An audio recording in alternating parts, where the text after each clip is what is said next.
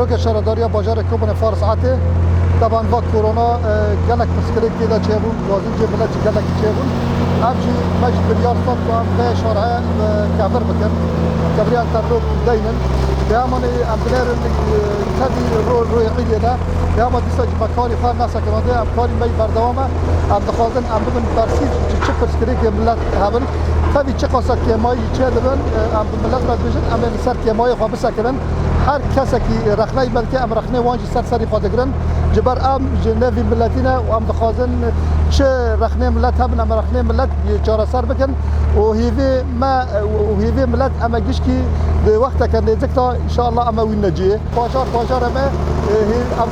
ام گیش کی خدمتی شرکت نوی بازاری دانه پول گیش کی وقت دانن با بازارا خراب بنی خواه پر یعنی چه قاساجی ام دکن بلکه ام تیرجی نکد یعنی او چه قاسا وقت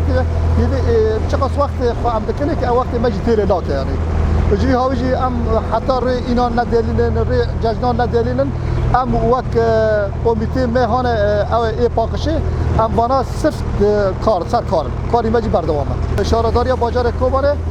دم مهندس بلبه در که تکلیف کرنه یک جی جومانا مهندس جومانا یک جی مصطفی بدرخان و باشی بیا او باشی بیا جی کار وانا اینا را دو شرایط چکه باشی صرفشی کار خارجارات چکه ام گیش کی به را تنسیق ما به را ام دخوازن چه پرسکری کابن جبر او شاشی هانه برای چه بی گرک جاره کدین دوباره نبر باشی بیا جی کف هفتی تیده یعنی چه آلیات وانا هنه هیروش قلبان خازی اشتراک زید خازی مسحلات خازی بوکت خازی آجوه در که هم گیش کش دبینه او جی هیرو گیش کل سر کاروان بردوامه اوانا